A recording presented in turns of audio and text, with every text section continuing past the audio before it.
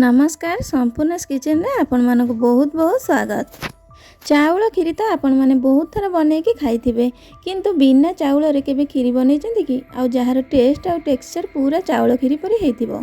तो मु आज सुजी रा गोटे क्रीमी क्रीमी खीरी बनैबी बहुत ही कम टाइम रे बहुत कम सामग्री रे बिना खुआ बिना मिल्क मेड रे आपण माने भी मो परि थरे सुजी खीरी एमिति बनांतु पूरा चाउल खीरी भली टेस्टी लागिबो।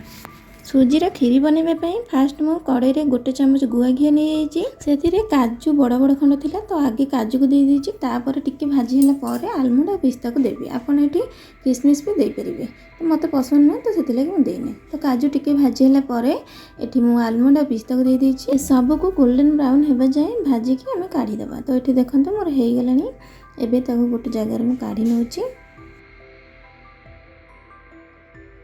ड्राई फ्रूट्स को भाजिला पर घी जी बंचुची से मुझे सुजी को देवी। सुजी एटी 1/4 कप नहीं जाए जोटा 30 ml लिखाई थे 1/4 कप चामच मापिले 3-4 चामच हम ताकू घी दे देकी आम भलसे भाजी नवा लो टू मीडियम करके टिके कलर चेंज होला पर्यंत भाजिबे। बेसी कड़ा करी भाजिबेनी कि कंचा भी पूरा रखिबेनी। सुजी को आमे जदी खाली न भाजी के पके देबा किबा अल्प टिके भाजी के पके देबा ताहले खीरीटा हमर शीघ्र सिझी जिवो शीघ्र बहलिया हे जिवो जादर कि पाटी को अठालिया बा आणु आणु भलिया लागिवो।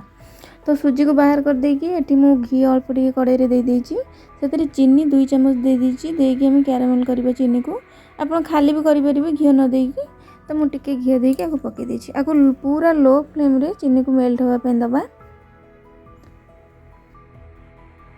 चीनी हमर मेल्ट हे गेलानी एठी देखन दे कलर भी टिके चेंज हे गेलानी एबे टिके तादरे बबल्स आसिले आमे एठी खीर दबा। तो देखंतु ए धीरे धीरे बेसी पोड़ीबेनी नहले पूरा टेस्टिंग खराब हे जो टेस्ट आ कलर दीटांक। तो एबे टिके जेतले बबल्स आसीबो आमे सेते 2-4 चम्मच 2-3 चम्मच खंडे पानी दे देबा। पानी सहित भलसे मिसई देकी आमे सेते खीर दबा। तो मु एठी एतिकी सुजी पई हाफ लीटर रो खीर नेची एबे सेते दे देउची दे देकी आमे आकु फुटिया पई छाड़ीबा। तो देखंतु खीर रो केते कलर बढ़िया पळे आसला खीरी भली। खीर टिके गरम हैला परे 2 करचुली खीर मु बाहर कर देबी गोटे जगह को सेते मिल्क पाउडर देकी मिसेइबा। एबे से खीर रे 2 चम्मच मु मिल्क पाउडर दे देची देकी भलो से एठी मिसेइ देबा। तो गोळे नबा एठी खीर को आपण बेसी गरम करी नेबेनी किबा पूरा ठंडा रखिबेनी बेसी गरम हेले कोन माने बिंडी हे जो हमरो।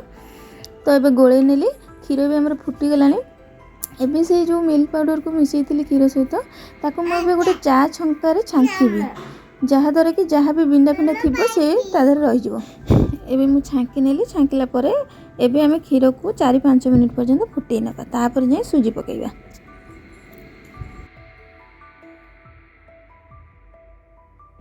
खीर हमर 4-5 मिनिट फुटिला परे एठी चीनी मु 2 चम्मच दे देइची कहीं ना कैरामेल बेले आम 2 चम्मच देथिले तो एठी भी मु 2 चम्मच दउची। आपण जदी मीठा कम बेसी खाउछन से हिसाब रे चीनी कम बेसी भी करि परिबे। तो एबे सेतिरे जो सुजी को आम भाजी के रखथिले ताको भी दे देबा दे देकी भलो से मिसेइ नबा। खीर को सुजी रे पकेइला परे आउ जमा 3-4 मिनिट खंडे आम फुटेबे जेमिति कि सुजी पूरा फिटी जिवो सुजी पूरा सिझी जिवो आ पानिया थिबो खीरीटा बेसी बहलिया करिबे। ठंडा हैला परे सुजी भी आउरी फुली जिवो आउरी बहलिया हे जिवो। एबे ई खीरी रे हाफ चम्मच अलैची गुंड दे देउची अलैची गुंड निश्चय देबे खीरी रे देले बहुत बढ़िया बास्ना आसे आरो। आपण पाखरे जे कोनोसी सुजी थिबा आपण नै परिबे मोटा पतला मु एठी मोटा सुजी थिला जोटा उपमा होई तो सेटा नै छै आपण सरू जो पतला सुजीटा आसे सेटा भी आपण नै परिबे।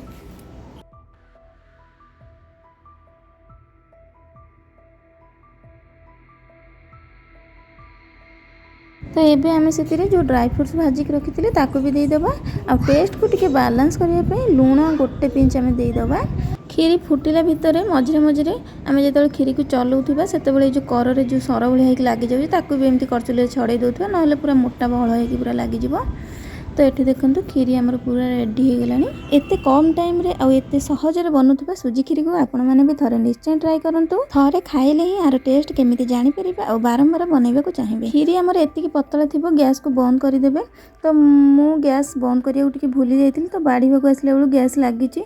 तो देखंतु सेतिकी समय भितर टिके फुटी जाइतले बोली केते बहलिया भी हे जाइची। आपण किंतु सेतिकी पतला थिबो खीरी गैस को बंद कर देबे। तो रहिली पुणी देखा हबो गोटे न्यू वीडियो सहित। रेसिपीटी केमिति लागिला कमेंट निहाती जणाइबे। नमस्कार जय जगन्नाथ।